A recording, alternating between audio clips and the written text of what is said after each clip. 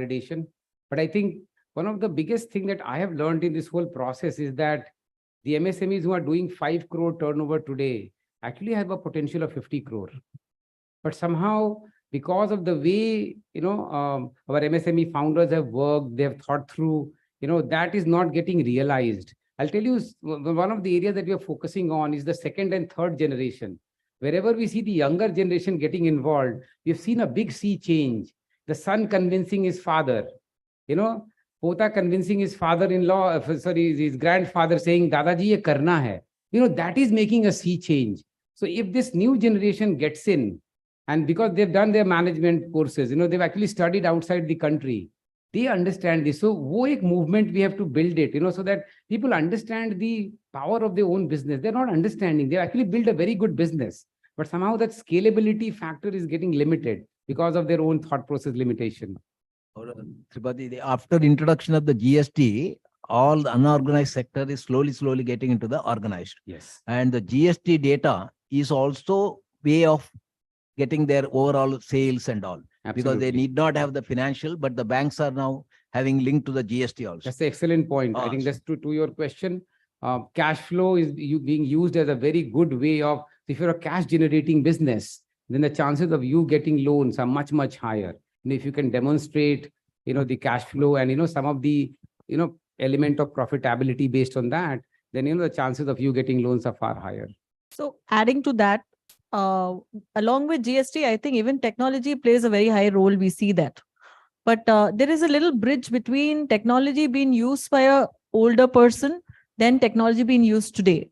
For example, if I get up and tell my own senior people, I'm quite tech prone, we need to make these kind of changes, they find it very difficult to accept it sometimes. So how do we play on the mindset? Of course, training them, mentoring them, all that is a process which is slower for some companies and faster for some who are ready to adapt. So what do you say for bridging between these two generations? So I think as mentors and consultants, that's where your patience get tested. Like Thakurji said, remember he said, 4 mahine, 5 mahine lagte hai, to talk to people. This company that we worked, we were speaking to them for 5 months. And where the turnaround came? The father said to his son, this was the opposite case.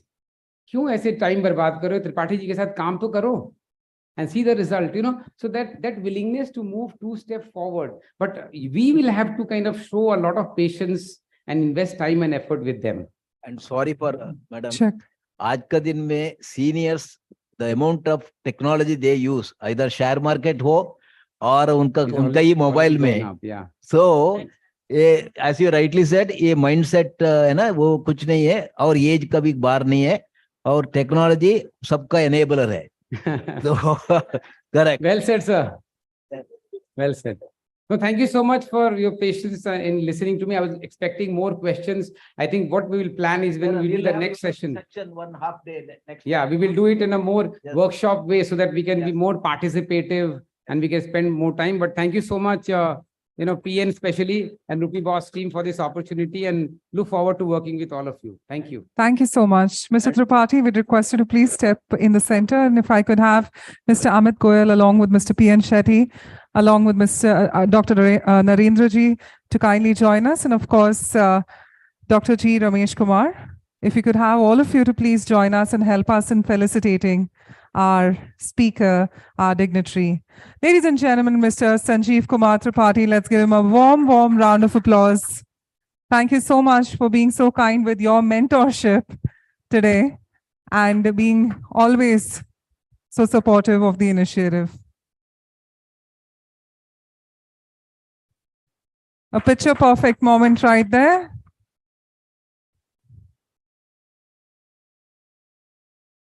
Thank you so much. Thank you, sir. Thank you. I think one of the initiatives that what we are doing is that about, say, 1,000 mentors they're talking about. MSMEs cannot afford lakhs of rupees as mentoring expenses. We're talking about maybe giving about 8 to 10,000 rupees per man day kind of a thing. So we will give this kind of mentors at that price so that MSMEs can scale. That's where MSME Bharat is going to work with We Mentor. Thank you. Thank you so much. Well, on that note, ladies and gentlemen, it is now time for our next session. We're talking about ESG and governance / financial prudence. Well, we have with us somebody who's got more than 3 decades of experience in building, scaling, and managing high margin businesses in financial services space with significant exposure to investment services, ESG research, ESG strategy, climate change analysis, on business regulations, financial markets, analytics, and much more. Well, it's our honor to now have with us the COO of Blue Sky Analytics, Mr. Chandru Badri Narayanan.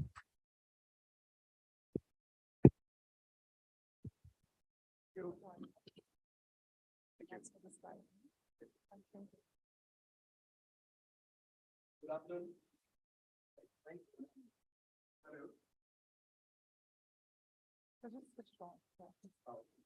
Good afternoon, everyone. My name is Chandru Badri Narayanan. First of all, thank you to MSME Bharat Manch, Rupee Boss, and ENQUBE for curating a program like this. It's a very unique program for SMEs. I've not come across this kind of a structured program, this kind of a curated program. So really, congratulations for actually getting all of you together for this kind of a program. And also thank you all for inviting me for this session. You must have just seen, my intro there. Apart from this, I've also been a kind of a macroeconomist. I've been around actually many countries, seen many things happening, even now. I'm just back from 2 weeks in Europe, and I can really tell you that the way Europe is crumbling and the way India is rising, we are all at the right moment at the right time in India. It's a great time. I'm really thrilled to be at this time in India. And I think, it's a great opportunity for each of you to grab this opportunity and become global companies. Just forget about that your SMEs are what you are and everything. I think each of you have got that kind of opportunity to grow into global companies, not just actually nationwide companies. And this is the moment. This is the moment. Please seize it. And, I'm also a student of science. I love Newton's 3 laws of motion. And I say that these 3 laws of motion also actually apply equally to all businesses. First law of motion, I'm sure that everyone knows, law of inertia. Please don't be there. Okay. The third law of motion is action and reaction, right? So that is like not being proactive. So you only react when something is actually coming at you. Please don't be there. You have to follow, and I also follow, the second law of motion, which is the law of momentum, right? So which is the most appropriate way for any business to look at it. As I said, we are at the, and see all these things, it doesn't matter whether BJP is there, Congress is there, whatever, whichever government is there, forget it. I know that, there are a lot of teething issues. I'm not here to come and say that, oh, things are all hunky-dory and, we have to actually look at it. But this is a time to globalize. And the way India, I think, there are so many things which are happening in India which are not happening in other countries. And really, so go to, being in Netherlands, London, and London is, UK is really crumbling, London especially. And you find more beggars, white beggars. And it's quite scary to actually look at white beggars coming at you and asking for money and arms and everything. But that apart, I think, they still have merits. There are so many things, which are good there. But we have to learn that, imbibe that, and then move. ESG is one such a subject, which is actually, something which is like, for many people. And I'm not actually saying for MSMEs or anything lower than large corporates or anything like that. I've seen so many people in MSMEs who know much better than, what is there in large corporates and everything. But for whether it's large corporates, small corporates, SMEs, retail, whoever it is, ESG is a little bit of an amorphous thing. But let me say that ESG is not something, which is very new to us. It's all very intuitive. See, in the Indian ethos, and I'm laying the emphasis on the word Indian ethos. You go back, centuries back, eons, we have always been nature worshippers. We have understood the value of nature.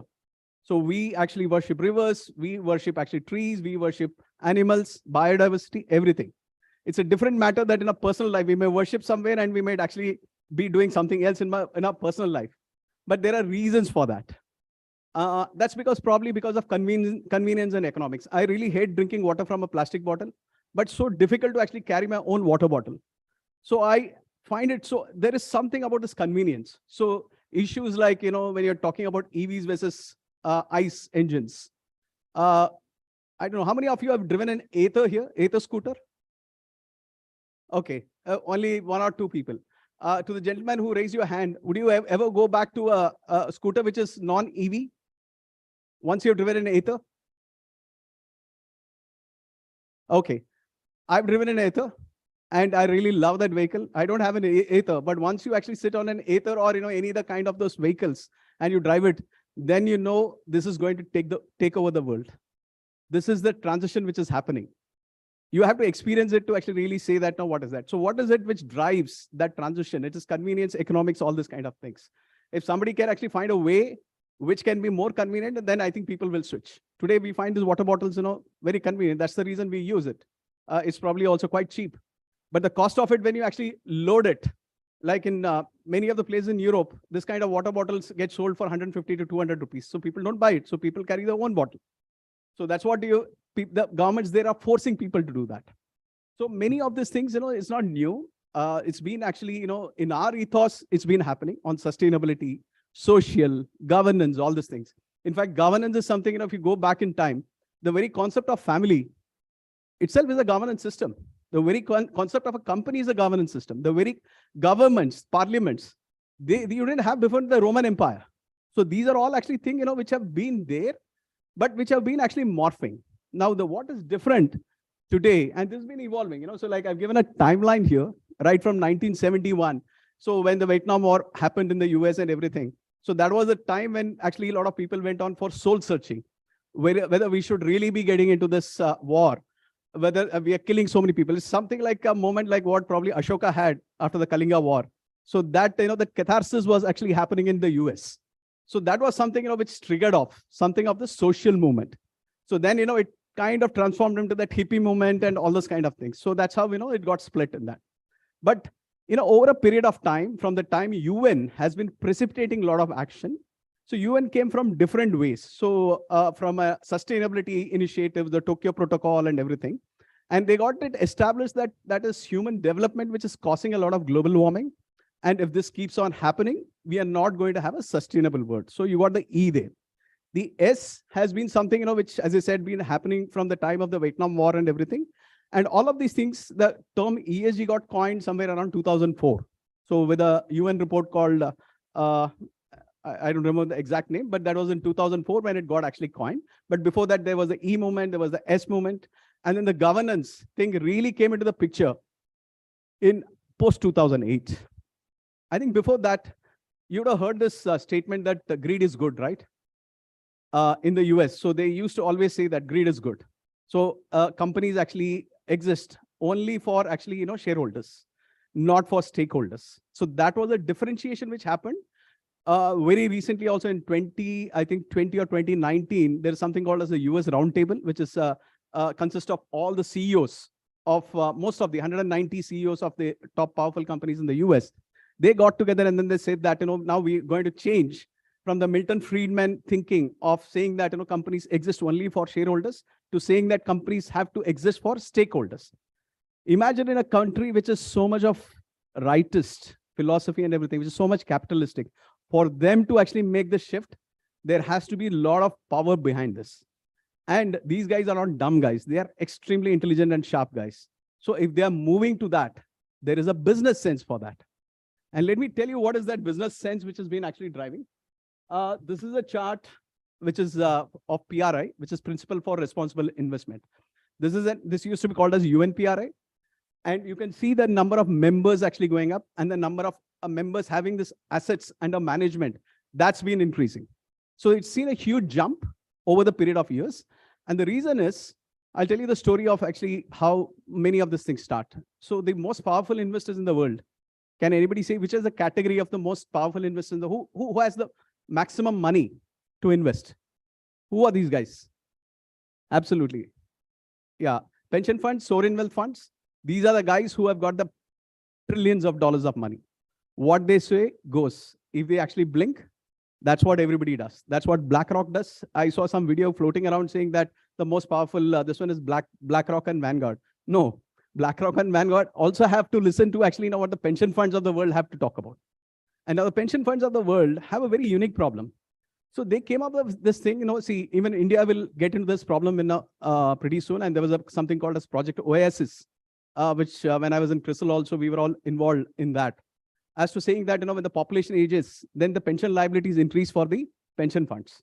Now, that's a very big thing. And that's the reason these guys are all, you see, actually, most of these pension funds coming to India and investing because they need to meet their liabilities.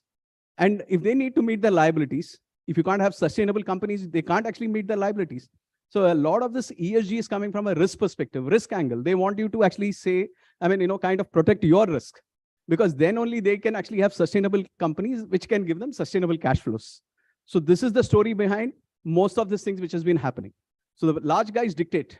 You can't actually, so like the Warren Buffets of the world are the ones whom we are seeing, but you don't see about the California pension fund or the teachers or all this kind of pension funds or the Norges of the world or the Japanese pension fund, which is the largest. Norges and Japanese pension fund each have around more than $1 trillion. In Norway, the Norges fund, they say that it can make every Norwegian a millionaire. So that's the kind of money which they have.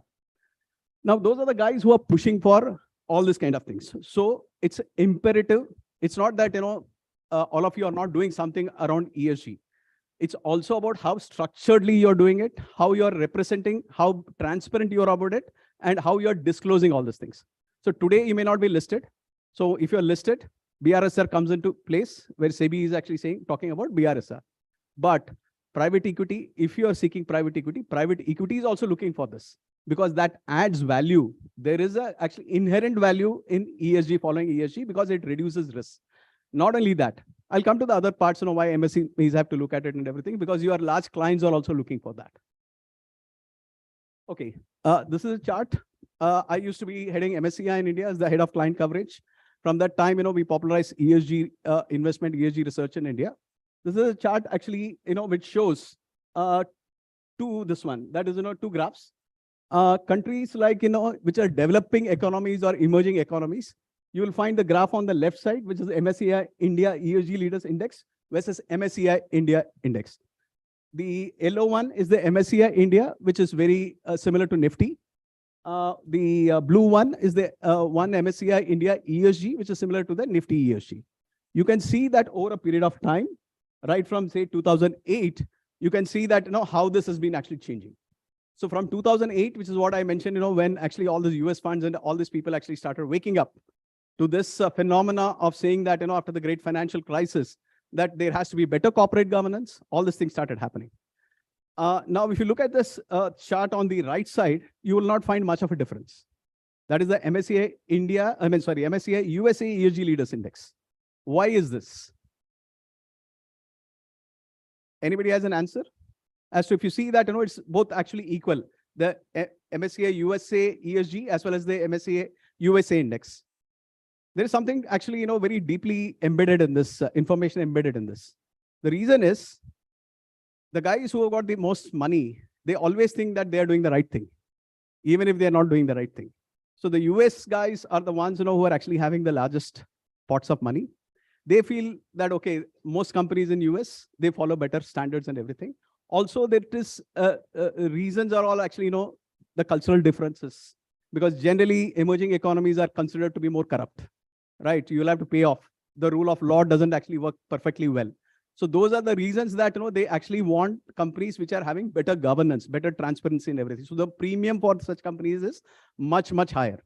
So this is the reason that, which it happens. And plus, there have been actually, of course, issues in the US between the Republicans and Democrats on how sustainability, ESG and everything actually be driven. In fact, in the US, one of the US, the presidential hopefuls, he's an ethnic Indian. He has a company called Strides, where he has launched an anti-ESG fund. That means he'll invest only in companies of fossil fuel related and everything. So during the Ukraine war, all this energy related companies ran up and he made money. But whether it is be sustainable or not, you can't say that. Okay. So there have been a lot of corporate actions and reactions to ESG focused by investors. See, generally what happens is, just not ESG, anywhere, if the trust is broken, then you take a large fall on your stock price. So a lot of people come and ask me, हम लोग ESG का इतना सब करते हैं, but we are not seeing the result. But I tell them, see, ESG is not about actually, that overnight you do something today, that tomorrow you will get a result. But if you don't do that, you will see the result very quickly. And these are all these issues, which we have seen in the past. These are some of the examples. So where the corporate governance is broken down, you've got a hit to the stock price. So you will actually see that if you're not listed also, you will have an issue to your clients dealing with you. And I'll tell you some examples which have been in, say, Bangladesh. So you've known the Bangladesh fire incidents of textile industry and everything, right? So that had a backlash on all the big brands. And then they came actually on all these SMEs and the Bangladesh government to improve the way all these things is actually happening. So that's why today, even in India, because they get a fright somewhere, so they actually focus on saying that, okay, whether you're having child labor, it has a backlash on us. If we are giving to you, if you are having child labor, then it will have a backlash. So today you may not be actually having an issue, but tomorrow you will have an issue. And we don't want to take that risk. So it is about risk, because then their brand gets actually reputation, the brand reputation actually gets a hit. So they'll not give you an order. So child labor, then, unethical, labor behavior, labor practices. These are all things, which a lot of people do this. It's not just MSMEs, it's just even listed companies sometimes get into all this stuff. Now that is a short-term solution, because if you keep following that, it is a risk. If they find out, then they will cut off orders. Simple. They're not actually interested in all these things, whether you're polluting, whether there's a lot of emissions actually happening. And there is a lot of monitoring happening in this. And I'll come to that part in the last as to what we are doing from blue sky to MSMEs and for investors and everything. Okay, so there are increasing, regulations and disclosures which are happening. And because of this, so right from EU taxonomy, SFDR, the sustainable financial disclosure regulations, then you've got a number of these things, actually happening. So all these things are actually pushing large companies to deal with their counterparts, which are the MSMEs and in the supply chain, to actually make them follow the same rules and regulations. So it is coming from various angles. And even in India, now as BRSR is actually stepping up, then, you will have to actually get into these things. You will start getting, across the value chain, there'll be pressure from, larger companies. Already we are seeing that, whether you talk about a Flipkart or an Amazon or all these people, they've been insisting on the suppliers to actually switch over to EVs because they want to reduce the emission in their supply chain. So that is the reason that they're actually going in for all this kind of stuff. Okay, ratings, ESG ratings. Mansi actually spoke about SME ratings. So this is ESG ratings, where this goes primarily on materiality. What is material? Not everything will be material for actually, so there is no common materiality. So the materiality thing you will keep hearing, when you're actually talking about ESG. So what it means is basically, there are 3 pillars. So the E pillar, the S pillar, and the G pillar. And within that, you have various parameters. I've just put up the MSCI ESG framework. Now, within that, certain things will be applicable to certain industries. So if you're a manufacturing, certain things will be applicable. If you're in the cement or in actually, say plastic recycling, circular economy, different things will be applicable. So that applicability is what is called as materiality. Just actually one report or a couple of reports which I've actually put up. This is how actually a kind of an ESG ratings report, the summary of that looks. So, okay. Now, how can MSMEs benefit from ESG or sustainability? I think, so first thing is it improves your sustainability itself, the business sustainability. So whether the business is sustainable or not, because if you don't get water, you can't operate. If you don't actually get power, you can't operate. So how sustainable is this business becomes important. It increases and enhances your resilience. That's one. The next thing is, of course, when you're actually following better practices, so your employee retention is much higher, also leads to attracting better talent. I think there's always this gap, right? So how do I attract better employees? How do I retain better employees? Because that's a fight for talent. I think Sanjeev also mentioned about all the talent part and everything. So this is one of the things, where you actually look for retaining talent and everything.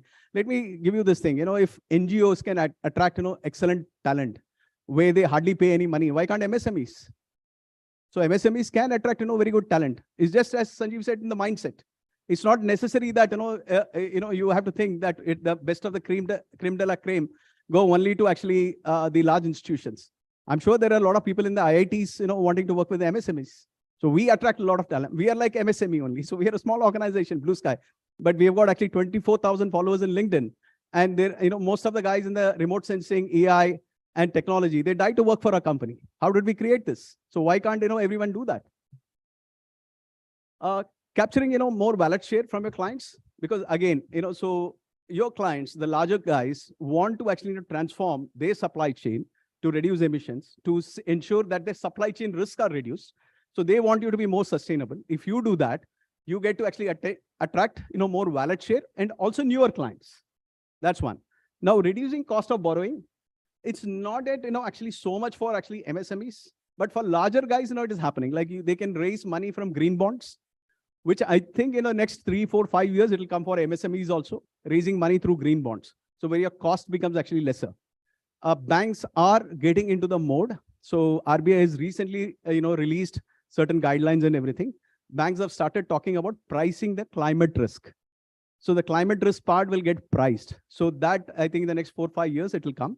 And if it is only for green projects, banks are more than happy to lend at a concessional rate, where it is only for a green project and everything. ESG ratings are already happening.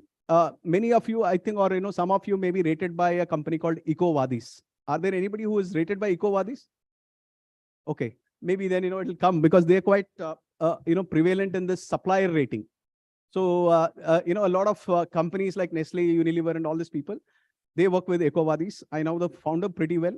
It's a French company, and they've been actually quite active in rating the suppliers. So it comes through the actually MNCs and larger organizations and everything. So if you get that rating, it is like then on the ESG side. So they do it on the ESG side. So then it actually becomes a something which is like a must-have kind of thing.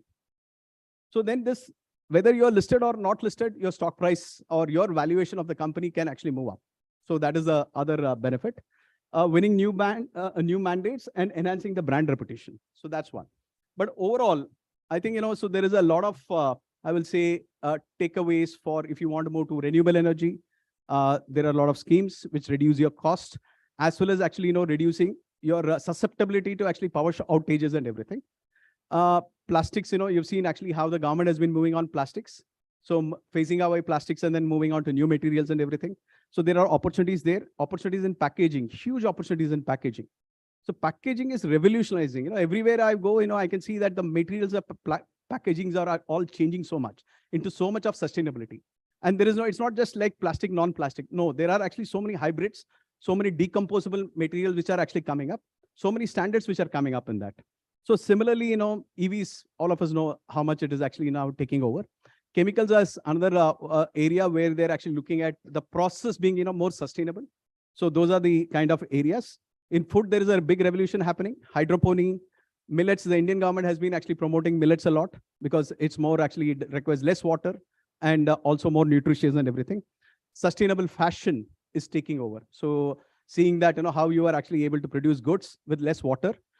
In fact, I know of companies which are working on washing machines or materials which do not require any detergent. No water, no detergent. It can actually self-clean itself.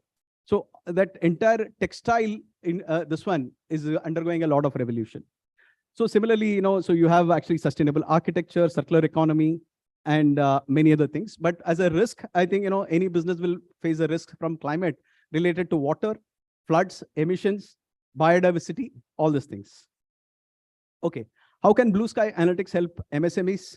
So we are actually a deep tech climate tech firm.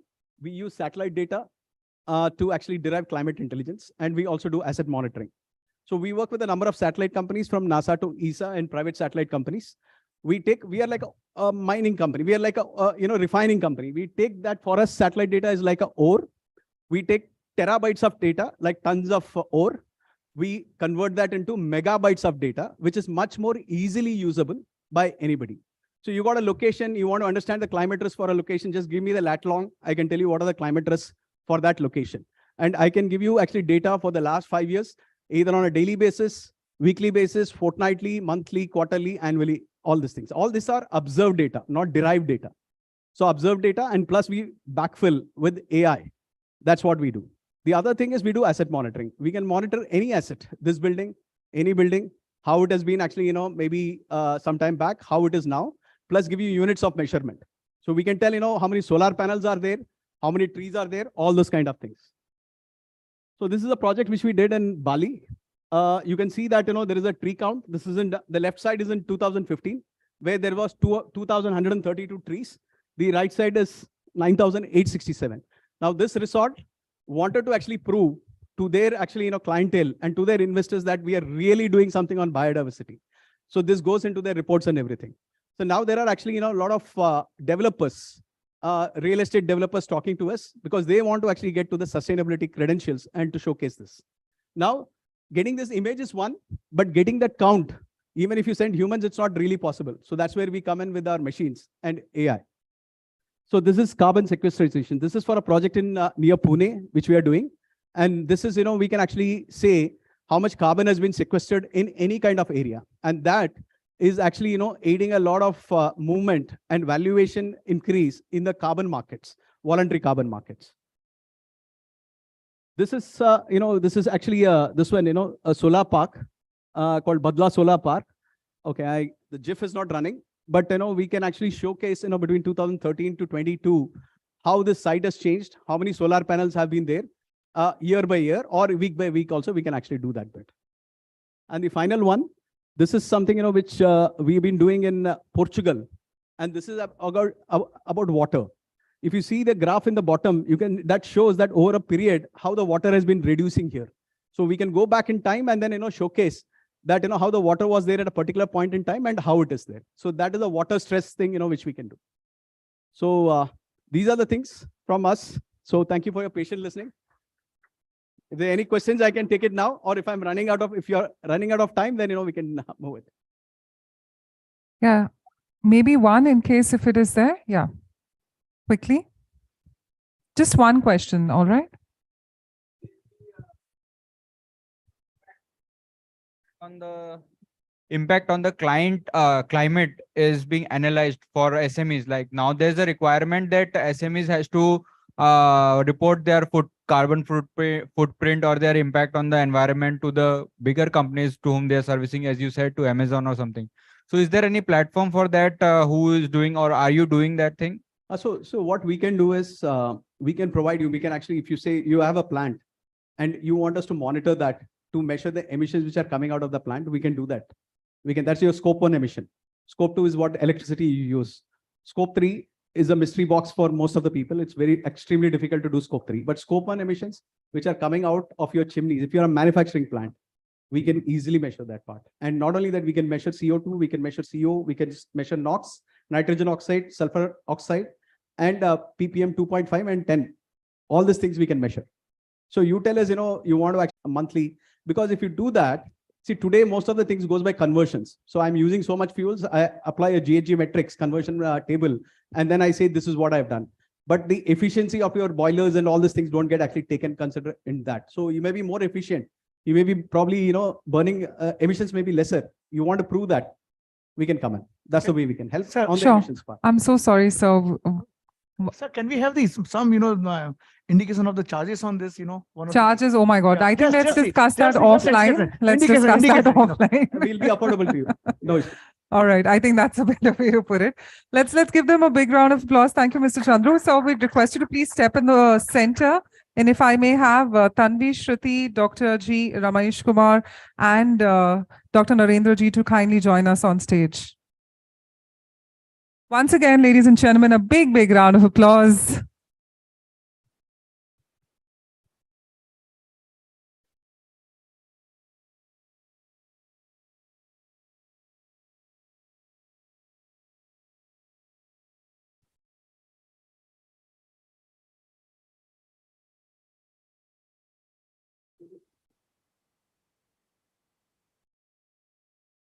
Thank you so much. Thank you for your experience and expertise on the platform today. Well, ladies and gentlemen, on that front, it is time for us to move ahead to yet another great session coming up. We're talking about Phatak Pay. Well, somebody joining us has over 20 years of experience in the financial services and investment banking. His past background includes stints with Kotak Investment Banking, Ethos Capital, Brescon Corporate Advisors, and he's somebody who's co-founded Phatak Pay, an HR tech company in 2022 with 3 other co-founders. It's an honor now to call upon none other than Mr. Amit Goyal. Thank you, Amit, for joining us.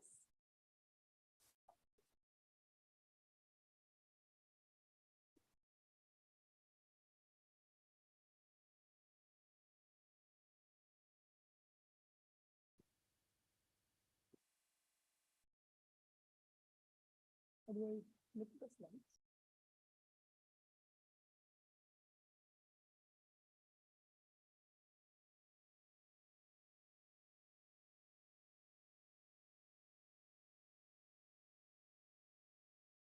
Oh, yeah, sure.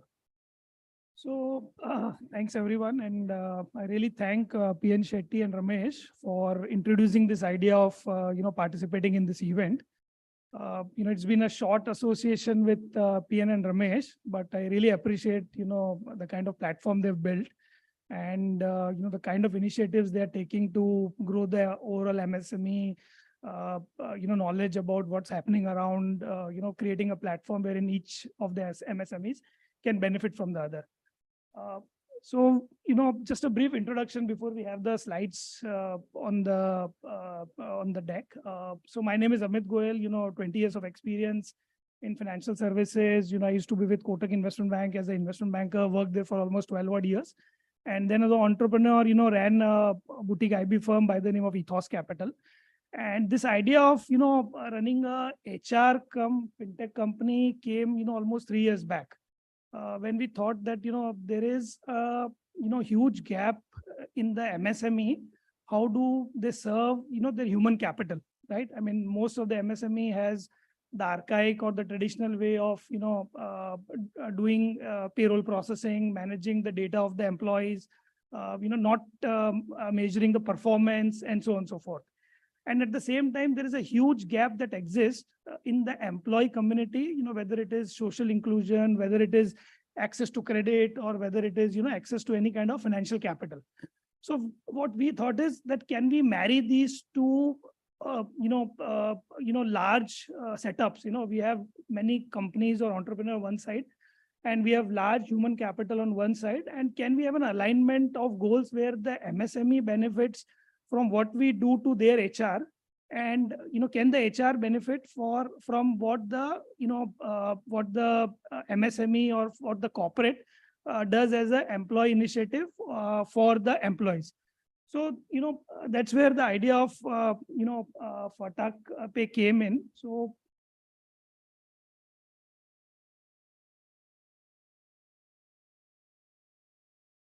are you doing from आप से कर रहे हैं? Sorry, it's been, a session on finance all long. I am moving to another kind of capital, moving from equity and debt to human capital, which is not there on the balance sheet.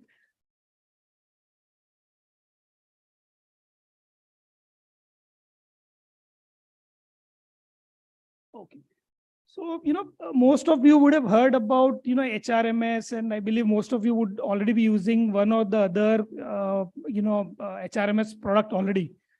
The way we differentiate from, almost all the HRMS products which are available in the country is that we have an integrated approach, right? In most of the HRMS platforms that you see, the employee is almost forgotten, right? I mean, the needs of the employee, what he's looking from an employer, is there anything that he can benefit out of that platform is completely missing, right? So what we've done is done an integration wherein, there are obvious benefits to the corporate, because our platform offer the end-to-end HRMS solution. It offers payroll processing. It offers the attendance solution basis, the latitude and longitudinal access that we provide to the corporate. Then it provides the background verification kind of product, and then we offer we also offer bank account kind of integration with the HRMS platform. But what is unique about us is that there are more there are enough and more customized product even for the employees, right? So for employees, what we offer is one-stop financial solution wherein there are multiple products on the finance side which are available to the employees. So this includes a credit line kind of a product, an EMI kind of a product. Then depending upon the kind of employee a particular organization has, if it has employees which are more on the lower income bracket side, then we can offer them, micro mutual fund, health insurance plans, life insurance products, and so on and so forth. So that platform make all those products available to the employee, wherein the employer benefits, by way of reduction in, attrition, by way of, offering them credit as they want, by offering them certain financial product which kind of controls or impact the overall attrition level.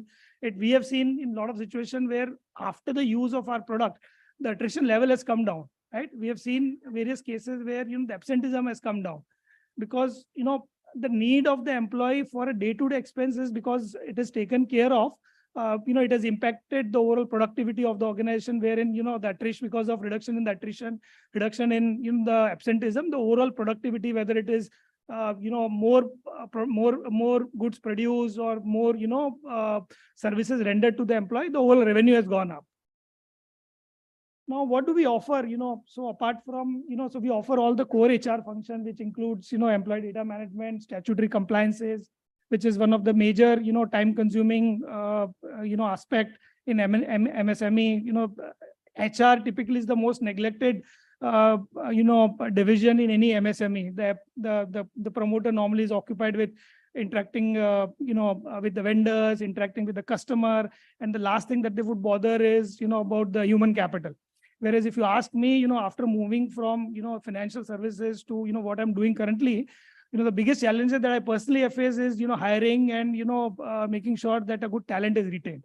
So from that aspect, if one gives a little bit of attention to what an employee needs, an organization can go a long way. The culture get developed, the fabric of organization get developed, and so on and so forth.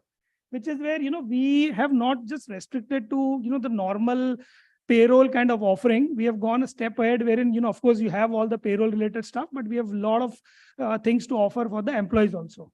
So from core HR functions like employee data management to statutory compliances to all onboarding support, to managing attendance, leave management. There are various HR templates which are available. Payroll wise, on the payroll side, we have automated the entire payroll on our platform. The entire claim expense management feature is available. The tax computation and investment declaration can be all automated. There is no physical paperwork required over there. On the value added services side, this is quite unique, for an offering to the corporate. And we developed this for few corporates which had manpower scattered across various locations. So there was one corporate who we were working with. They had employees spread over 400 locations. So it was very difficult for that corporate to kind of get the attendance on a real-time basis of their employees, right? And that corporate was billing to their customer basis the number of attendance or number of days of attendance of their employee. So the reconciliation between the corporate and its customer was taking 4 or 5 months and so on and so forth. And it was a regular feature. This used to be a big reconciliation item on every billing cycle.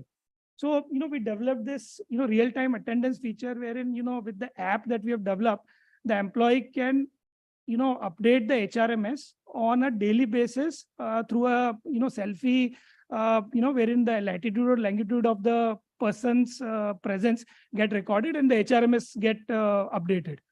Similarly, in industries where the attrition levels are very high, there's a lot of back and forth which happens when a new employee joins. The new employee will send the bank details, he would send the other details, there will be deficiency in that, and there'll be lot of back and forth between HR and the employee in terms of onboarding. So what we've done is given a digital platform wherein all this information can be uploaded on our app, and that information get transmitted to the HR, and on a real-time basis, HR can approve it and onboard the employee. So what used to take weeks time, we have kind of reduced it to few days time.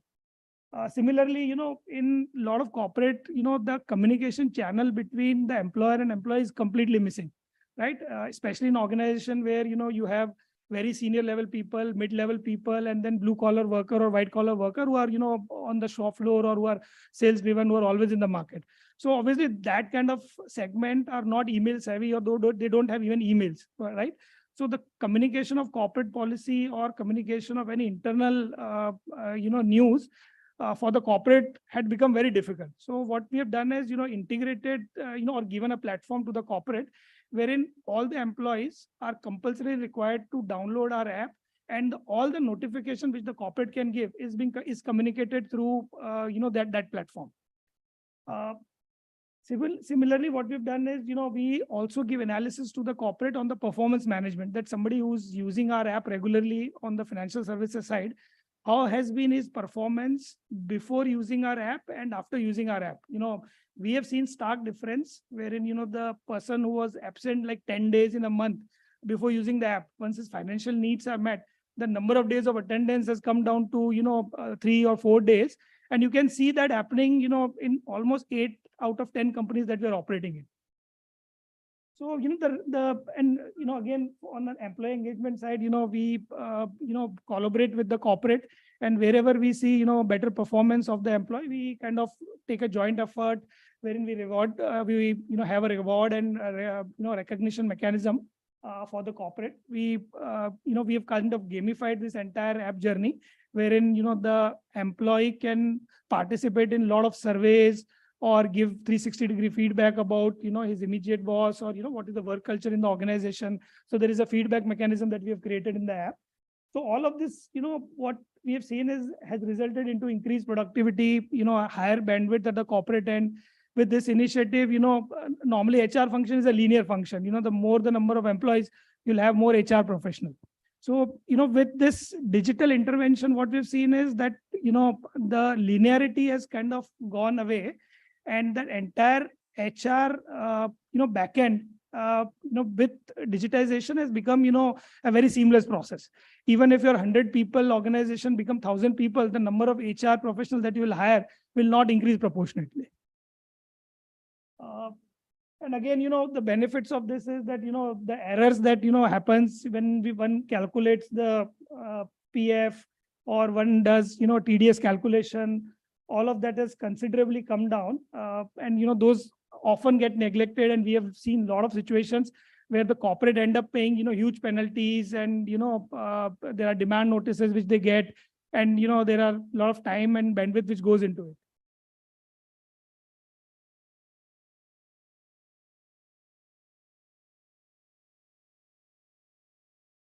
Just previous slide, please. So for employers, after this. So for employers, we have the HRMS solution, the payroll processing, attendance solution, employee background verification, employee bank account. And for employee, as I mentioned, we have, the entire financial wellness platform.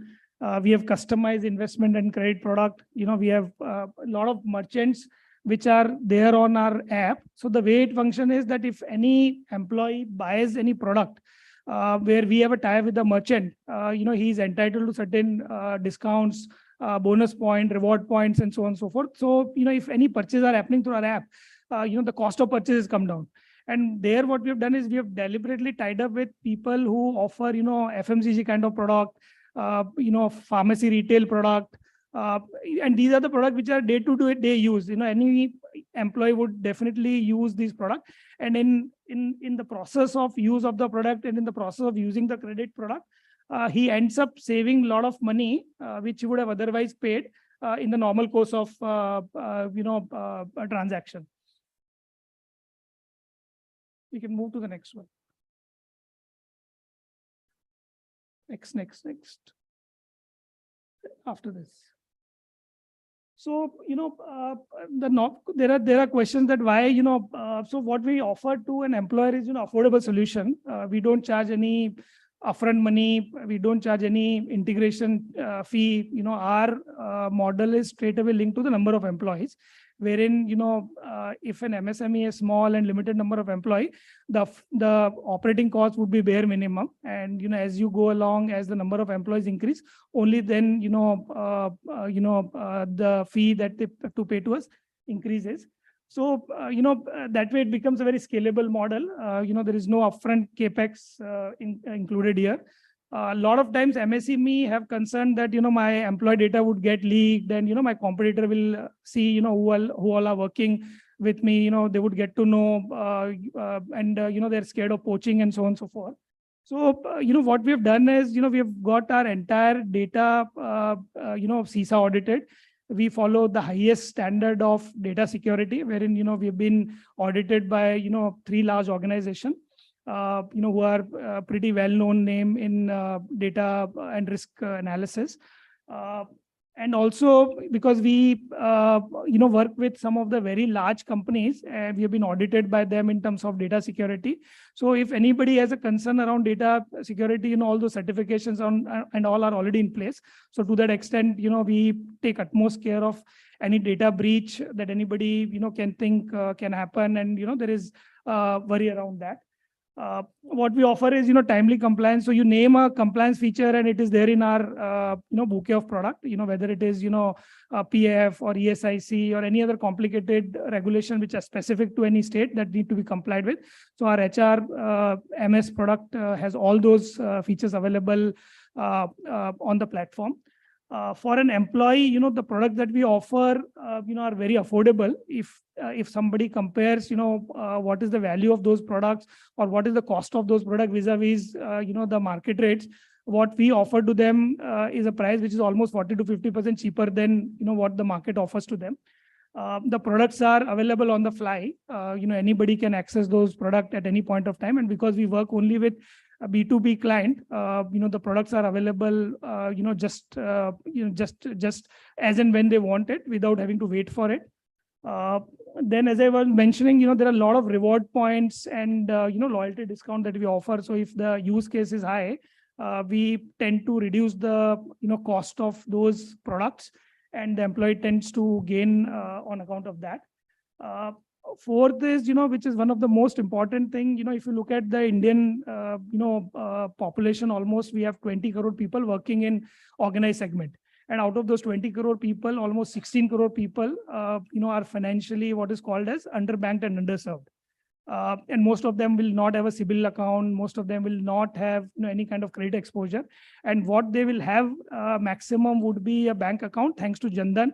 So what we provide to them is, financial inclusion, wherein, for whatever credit product they take from us, there is a CIBIL score which get created, which then can help them to, to avail, higher ticket size, longer tenure product from the banks or financial institution going forward.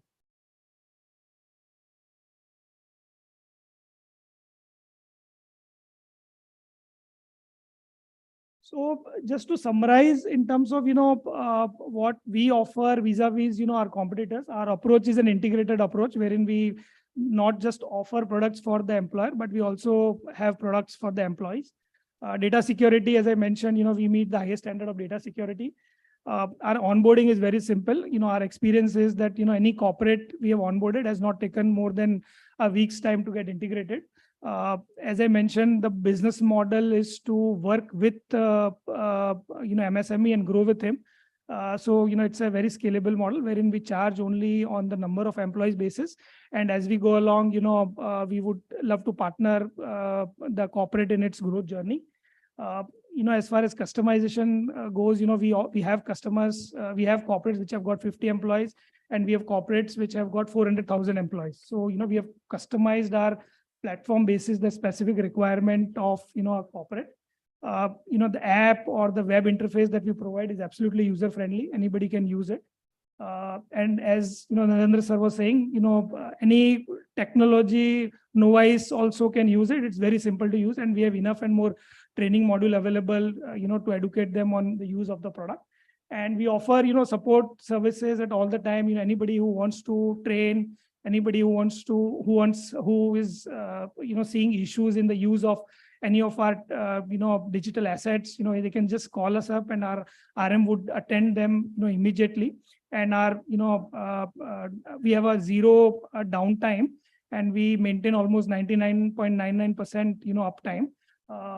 Our support services is normally not required, but in case it is required, they're always available to help in whichever way the MSME want.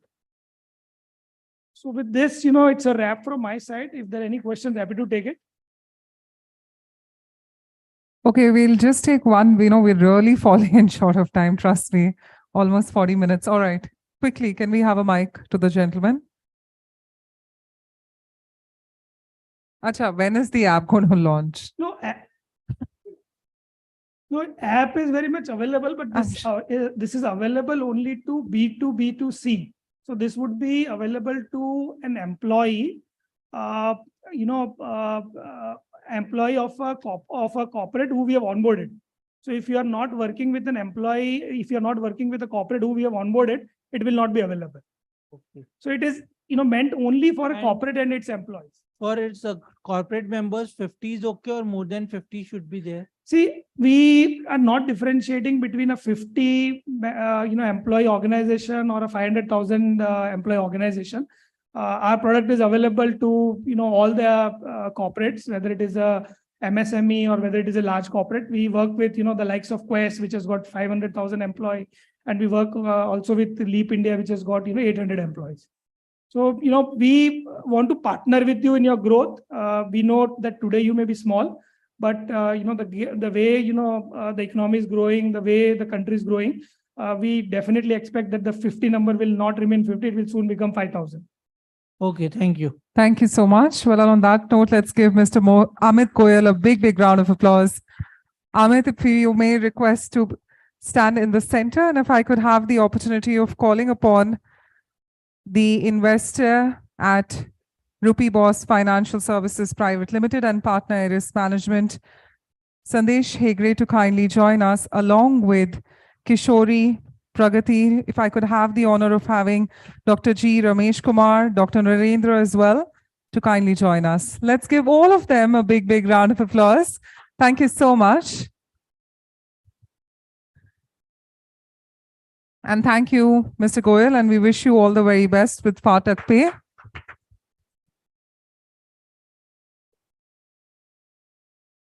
And it's getting only and only more exciting. So much knowledge sharing happening and such great connects all through the conference and summit today.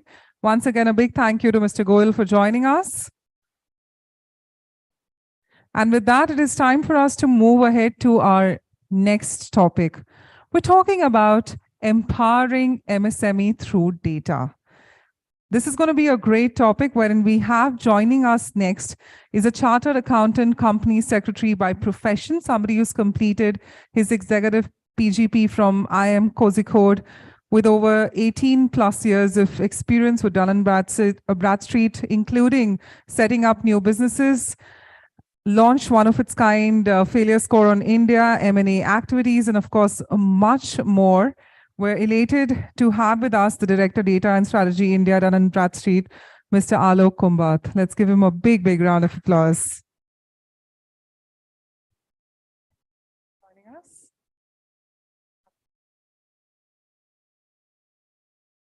It's on. Good evening, everybody.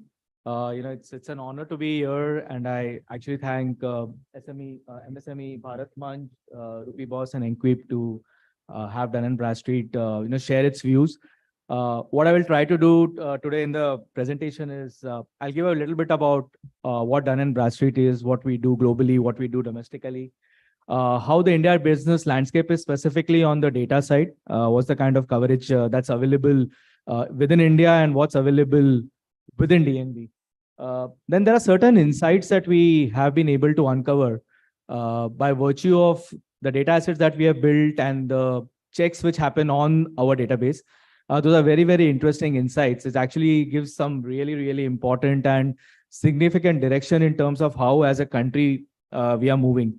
And finally, in terms of how these data assets are being leveraged by our MSME ecosystem. So to begin with, we are actually a 180-year-old organization globally, headquartered in Florida. And we are actually having the largest commercial database of about 520 million plus companies in the database. We have almost 93% of the Fortune 500 companies who work with us, who leverage on our database for any kind of a decision making on the credit side, on the sales and the marketing side, on the compliance side, so on and so forth. We had 4 US presidents who actually worked for DNB, the most prominent being Abraham Lincoln. We have been awarded as the most ethical company for 8 years.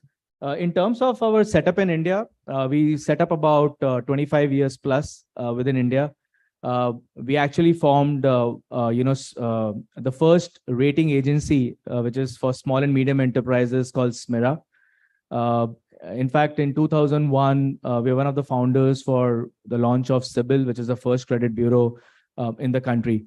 So we have actually done a fair bit of work in terms of how we've tried to go about in terms of empowering the MSME ecosystem. We're working with the government, we're working with the Ministry of Commerce, Ministry of MSME, Niti Aayog. We've done a lot of studies. Most of the focus is in terms of trying to understand the problem areas and the problem statements of the MSMEs and how they could go about in terms of trying to implement certain changes to the policy. Of course, when it has to be trickled at a ground level, it definitely takes longer. In terms of our solutions, so whilst you talk at the center, we have about 520 plus million businesses, which is about 52 crore companies. And all our solutions are centered around these data assets which are there. So the ones on the blue, on the left side, you'll find the businesses where we actually have businesses get themselves rated. They do come to us. One of the reasons for these businesses actually coming to us to get themselves rated is globally, there are almost about 250,000 odd customers who look into our database, which includes the 93% of the Fortune 500, which I talked about. So for them to actually engage and do business with them, it's important that, they get their information updated. So we have some solutions around that. By virtue of the coverage that we have on the businesses, we also include a lot of depth of information, especially on the compliance side, on the supplier side, on the sustainability side, on the governance side, so on and so forth. So where we have solutions on the compliance side. So tomorrow, if you want to actually engage with any of the business, any of the entity, or to get into an engagement with any of the business, you can actually do credit checks or through our solutions. The ones in greens are we actually help companies in terms of identifying businesses as well. One of the pain points for a lot of customers, be it on the large corporate side and especially on the MSME front is, okay, I have a great product. How do I go about in terms of selling it? Okay, if I go about in terms of selling it, whom do I sell it to? So this database is actually quite useful in terms of identifying those potential prospects. Finally, by virtue of this data, we know some of the businesses which are actually doing well. We actually go in terms of felicitating them through our awards platform. We have a marquee 12 marquee publications that we launch every year. The one being the top 500 companies in India, and specifically for the MSME, we have got the top SMEs in India. Next month, we are actually having a startup summit.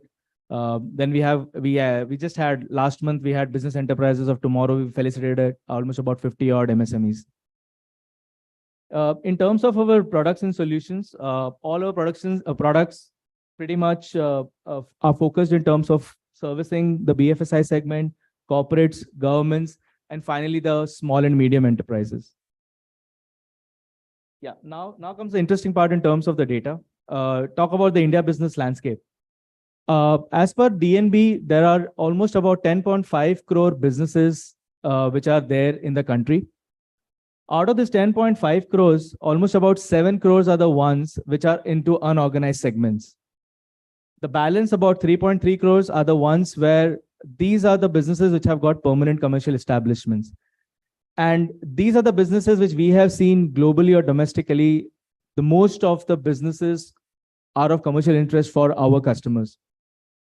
Within this, our coverage is about 2.8 crores, which is about 90%. So we pretty much cover, businesses which are of commercial interest or importance to our customers.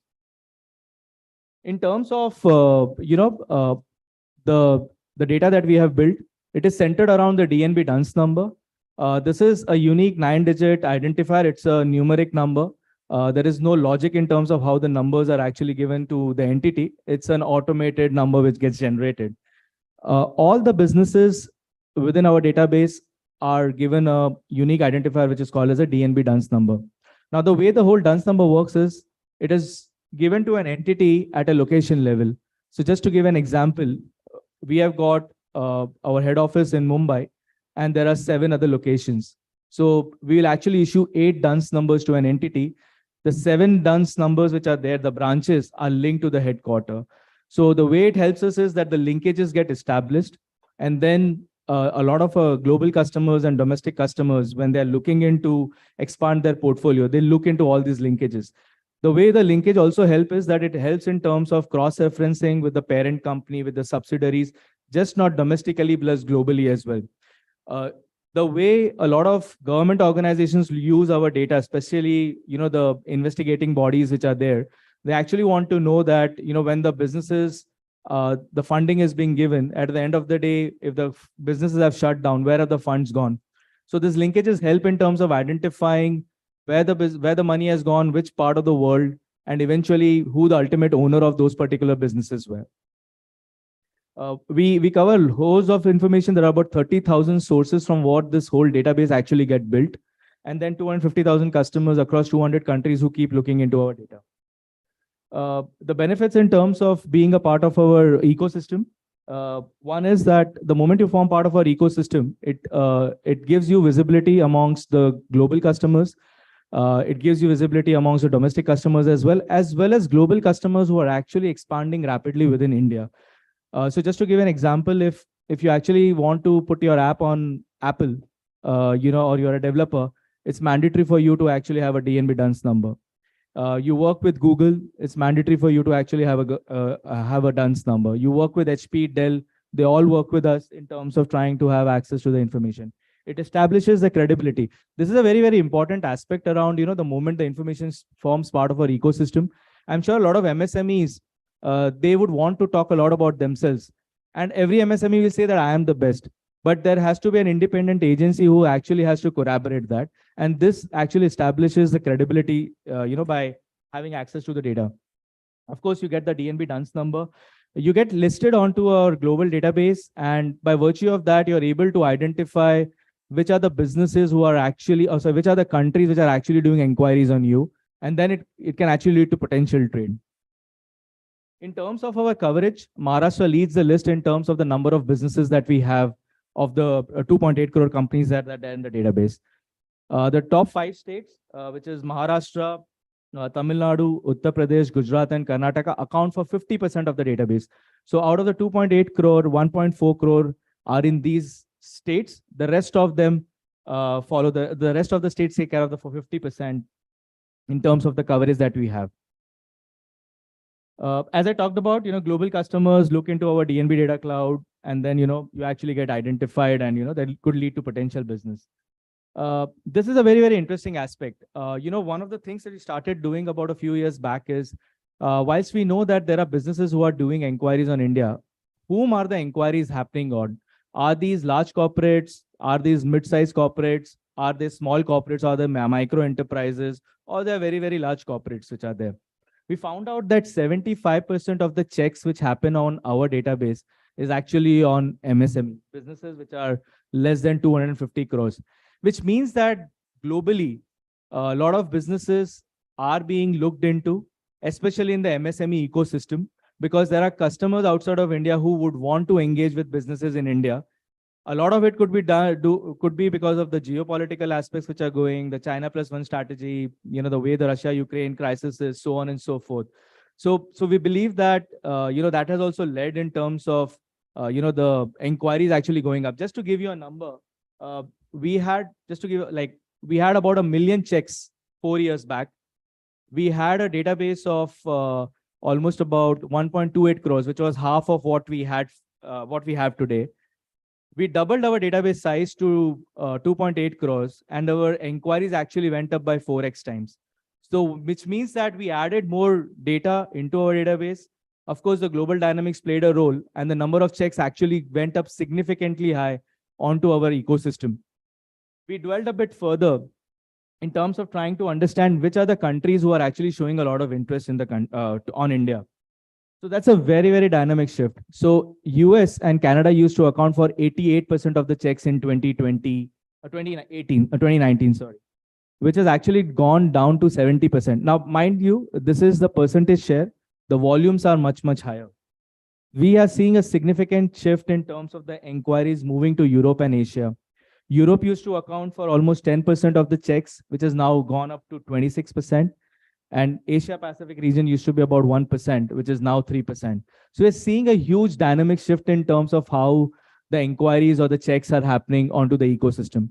Yesterday, I was in West Bengal, and I've got my colleague Sanatan as well, and we actually presented some of the statistics specifically on West Bengal to the government there, and they were quite excited to know that whilst when we talk about West Bengal, generally it is about textiles, jute, tea, where most of the inquiries would happen. We were actually surprised that the maximum number of checks were happening on chemicals and metal industries.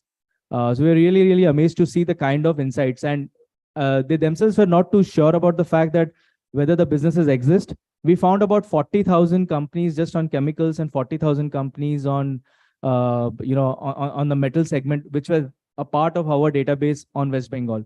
So these kind of insights are actually, being taken in terms of trying to see how the trade could be improved. In fact, these data would then be used to see what are the other states doing better compared to what West Bengal is doing, which are the kind of markets that they should probably try and start approaching, through bilateral conversations, to state level conversations, with the country level conversations, with various geographies which are there.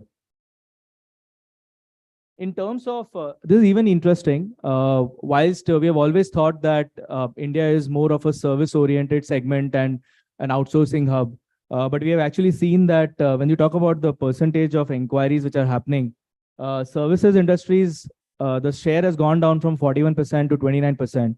Manufacturing segment is where we have seen a growth from 20 to 25%. So the number of checks happening on manufacturing is actually gone up, which is really, really, really exciting, because that means that companies outside of India are looking in to engage with businesses in India. This was an interesting study that we had undertaken, and we shared this with the government as well. Post the Russia-Ukraine crisis, we also wanted to understand, there are about 12 odd products which Russia and Ukraine are heavily reliant in terms of exporting. And there are a lot of countries which are 100% dependent on, these two regions and markets which are there. So when we did the analysis of these 12 products, we found out that prior to the war, the number of checks, and post-war, so if you see the light blue line is actually the number of checks which are happening prior to the war. And the blue line is the one, the dark blue line is the one where the number of checks is actually after the, or during the war period. Across the segment, the range has been like 40% to 150% of checks actually going up on these segments within India by a lot of our global customers. The interesting part, the top two number of countries across all the segments is US and UK. But if you move to the third, fourth, and the fifth, you find out really interesting countries, like Switzerland, Canada, Germany, Austria, Germany, Sweden, so on and so forth. So we see a lot of European countries, of course, it's quite logical, doing checks on Indian businesses. This was a study which we had undertaken on the delayed payment, and this is one of the biggest pain point which every MSME has. Yeah, मैंने धंधा तो कर लिया, मुझे पैसा time पे मिलेगा कि नहीं, which is a delayed payment issue. So we actually came up with a paper which was released by the MSME minister about a quarter ago. And one of the things which we actually came out and highlighted was about, we all know that, PSUs are the biggest defaulters, or, in terms of making, delaying the payments to everybody. And what the government wanted to know, which are those businesses who are actually doing delayed payments to the customers, to their vendors. And they actually pulled up a lot of the CXOs, and we are hopefully seeing that, things will start improving in terms of government started making payments to them, to the businesses on time. I think it has to come from the top.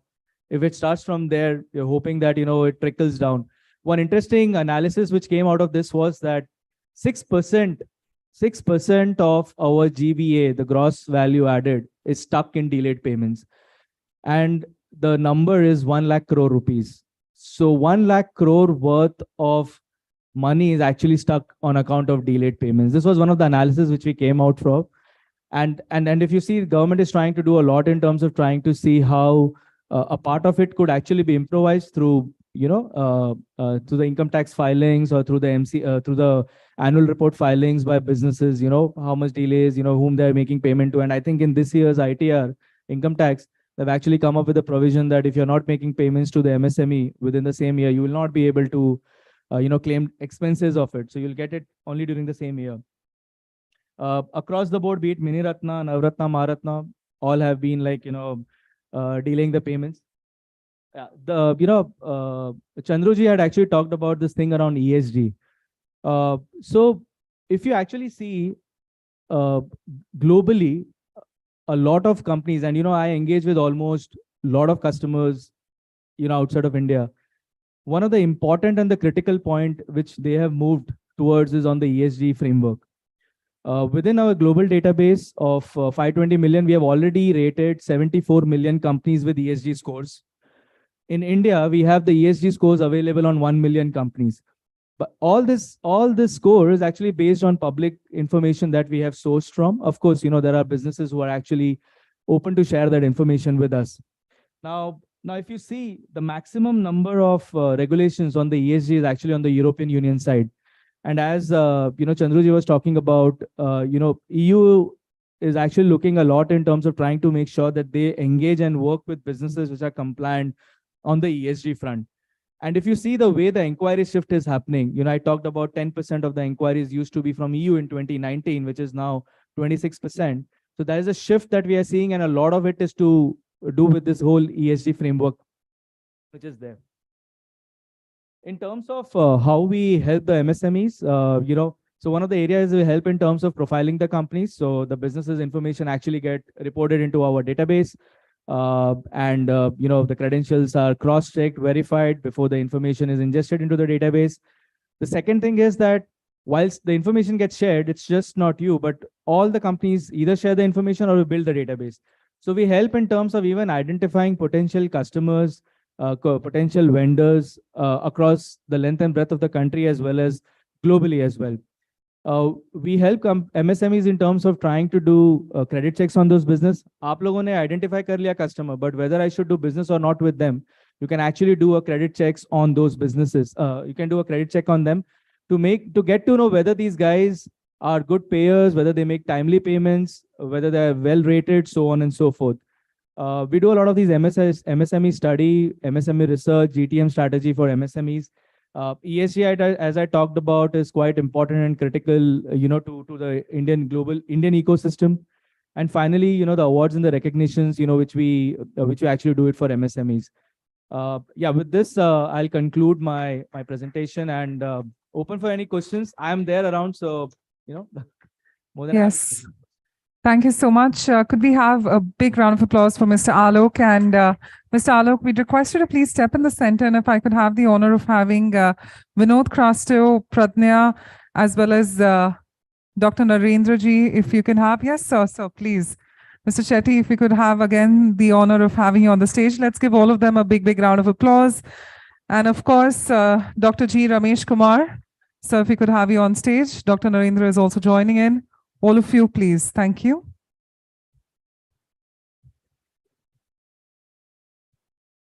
Come on, ladies and gentlemen, let the applause continue.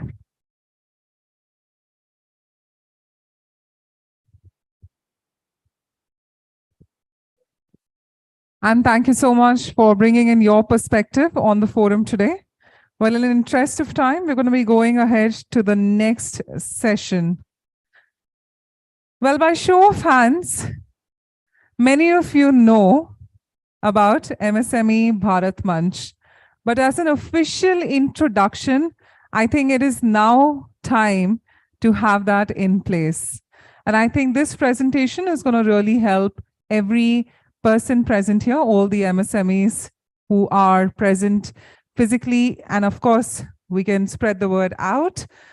We have with us somebody who brings with him over 2 decades of rich and varied experience in the BFSI space, equity broking, gold loan, MSME loans in retail, HNI, and corporate segment. Having served in senior management roles with reputed brands, which are India Bulls Group, MF Global, Unicorn, Mangal and Muthoot, Pavatan Group in India. We're talking about somebody who's already joined us on stage a lot of times, but I think it's an official introduction. Let's have the Director General MSME Bharat Manch and Business Head Rupee Boss Financial Service Private Limited, Dr. G. Ramesh Kumar.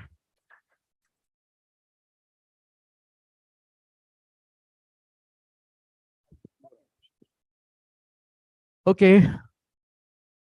Can I start with Namaste once again? Namaste. Can I request all of you to rise up once? I'm not going to make any exercise for you, but just a gesture, because Namaste is just not a greeting. It's a respect. The divinity in me respects the divinity in you. The God in me respects the God in you. That's the message. So with all humbleness, Namaste. Please sit down.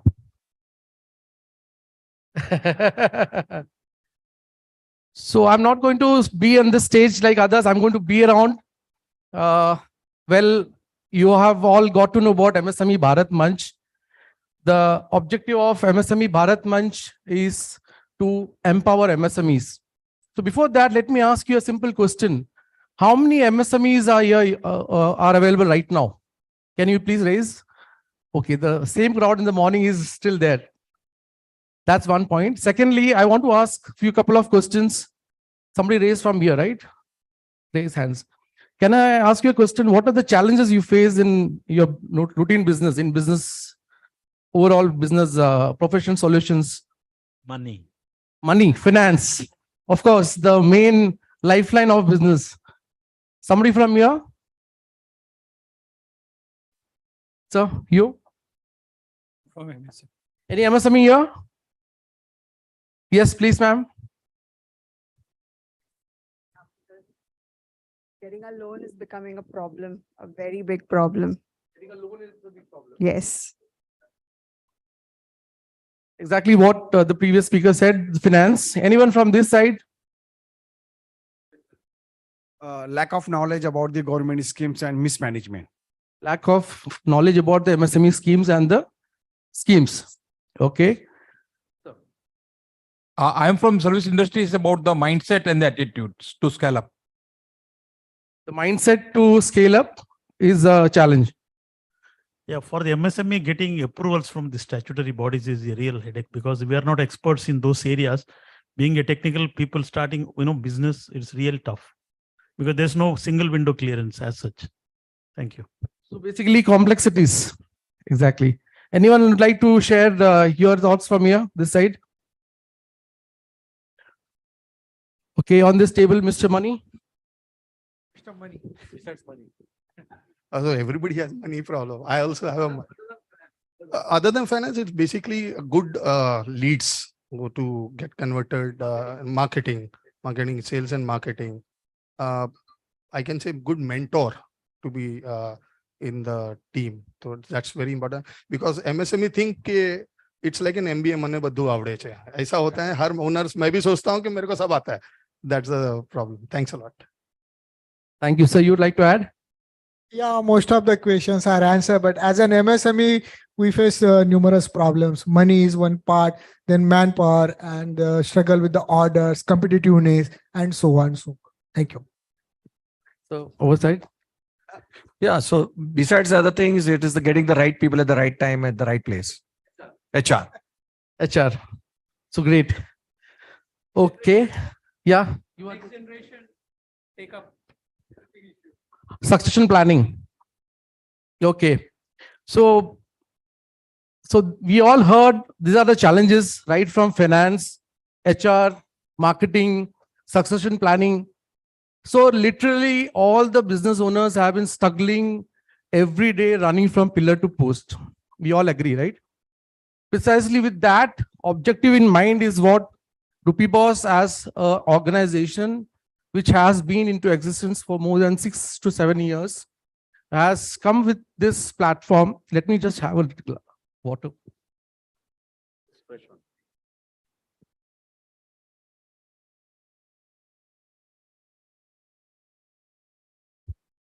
Thank you.